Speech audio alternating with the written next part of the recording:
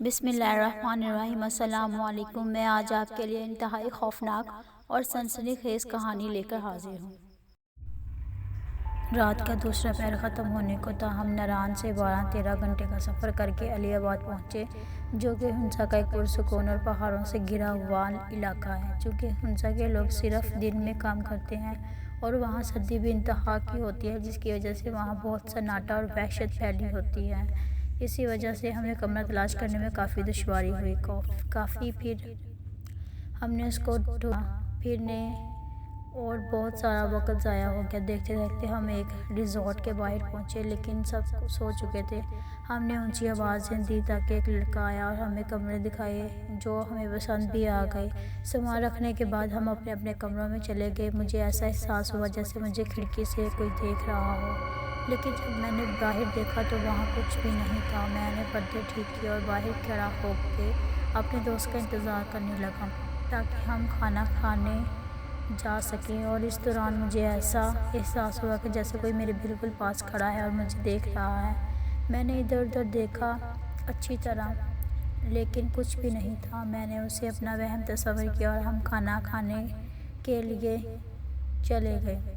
वापस आकर हमने साथ ही खाना खाया और जब हम अपने कमरे में पहुंचे तो देखता हूं कि मेरा सारा सामान जहां रखा गया था वहां नहीं है। उनकी जगह तब्दील की जा चुकी है और सामान सलीके से रखा हुआ है। ये काम बेल बॉय का हो सकता है। मैं यही सोच रहा था कि अचानक से दरवाज़ा खटखटाने की आवाज़ आई। जब मैंने दरवाज़ा खोला तो बाहर इतना सन्नाटा था कि अगर कोई सुई भी गिरे तो आवाज़ आए।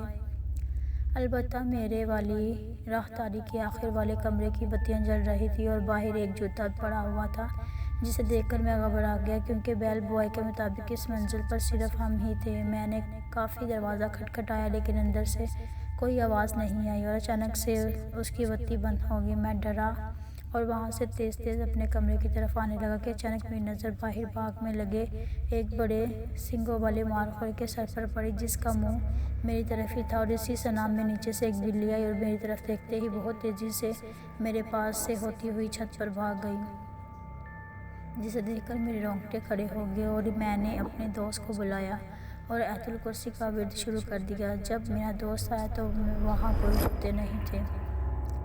उसने मुझे दिलासा दिया और बोला मैं तुम्हारे कमरे में लेट जाता हूँ, जो मैंने मुनासिब नहीं समझा और उसे वापस भेज दिया और अपने कमरे में आकर लेट गया।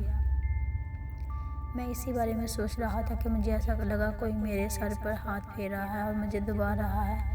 थकावट होने की वजह से मुझे काफ़ी सुकून आया, लेकिन डर भी इंतहा का लग रहा था। जैसे तैसे करते मैंने रात गुजारी और सुबह उठते ही बेल बॉय को बुलाया तो तफसीलन सब पूछा, जिस पर इसने बताया कि यहाँ ऐसा कुछ भी नहीं है, ये महज आपका वहम होगा। हम यहाँ कई साल से हैं। हाँ, ऐसा कोई वाक़या हमारे साथ यहाँ आने वाले मेहमानों के साथ कभी नहीं हुआ। वो हमारे कमरा छोड़ जाने की वजह से ऐसा कह रहा था, क्योंकि उन महीनों में से आप बहुत कम आ जाते थे।